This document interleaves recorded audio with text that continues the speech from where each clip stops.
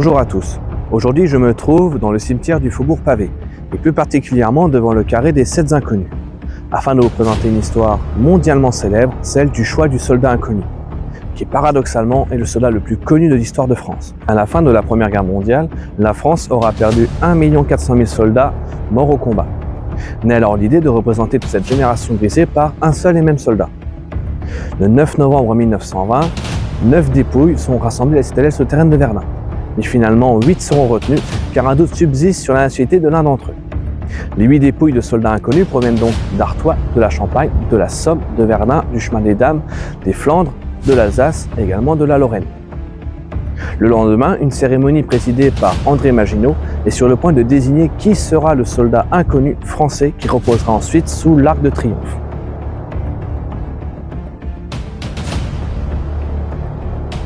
Comme leur nom l'indique, ces 8 soldats français sont non identifiés. Il n'y a donc aucun indice qui nous permettrait de connaître leur réelle identité.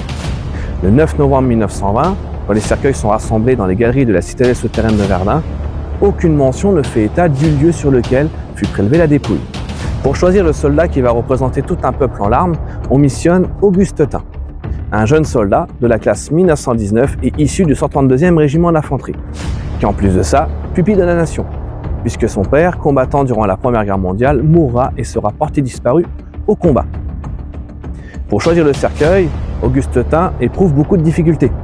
Pourquoi choisir l'un plus que l'autre, sans même savoir quelle est l'identité du soldat et ses faits d'armes? Et donc, pour choisir cet ultime soldat inconnu qui reposera sous l'Arc de Triomphe, Auguste Tain utilisa une méthode assez anecdotique. Et pour la raconter, laissons-lui la parole, puisqu'en 1965, il a tenu un discours sur les lieux mêmes où il a fait cet ultime choix.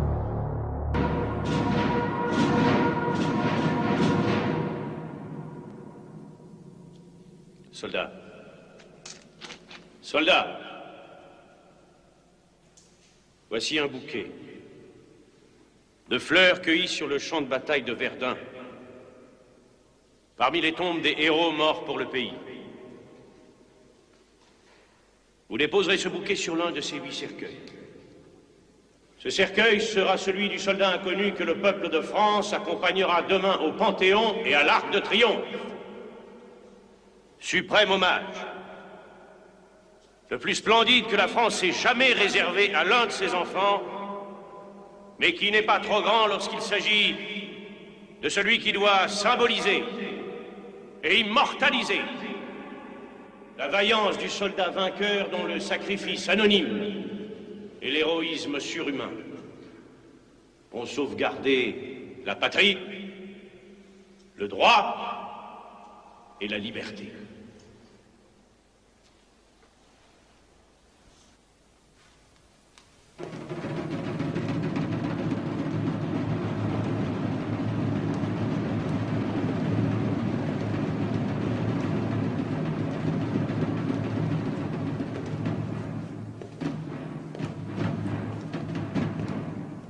Nous sommes dans un souterrain de la citadelle de Verdun. Monsieur Maginot m'a fait l'insigne honneur de me désigner pour choisir celui des 8 cercueils qui représenterait le soldat inconnu. Monsieur Maginot m'a remis un bouquet en me disant: le cercueil sur lequel vous déposerez ce bouquet sera celui qui ira sous l'Arc de Triomphe pour immortaliser tous les morts de la guerre. J'ai déposé mon bouquet sur le 6e cercueil. J'ai pensé à additionner les chiffres de mon régiment, le 132. Faisant partie du 6e corps d'armée, j'ai pensé à désigner le 6e corps.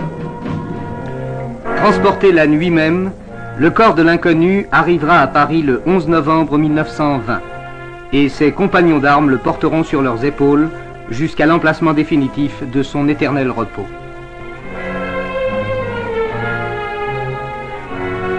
11 semaines plus tard, le cercueil de chêne est descendu dans la crypte. Ici reposera désormais un soldat français inconnu. Depuis 1920, il est le fils de toutes les mères qui n'ont pas retrouvé leur fils. Il est l'époux de toutes celles dont le foyer a été prématurément brisé. Ainsi, le 10 novembre 1920, Augustetin choisit le 6e cercueil, en additionnant les numéros de son régiment. Le cercueil est ensuite transféré vers Paris, et après un passage au Panthéon, est inhumé définitivement sur l'Arc de Triomphe le 11 novembre 1920, date à laquelle nous célébrons déjà l'armistice. Mais il est important de préciser que le choix d'un soldat inconnu ne se fait pas uniquement en France, puisque partout dans le monde, des États-Unis jusqu'à la Russie, des soldats inconnus sont choisis afin de commémorer ces générations perdues durant la Première Guerre mondiale.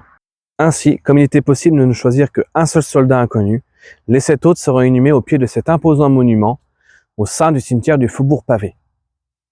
C'était donc l'histoire du choix du soldat inconnu qui eut lieu ici, dans cette très célèbre ville de Verdun.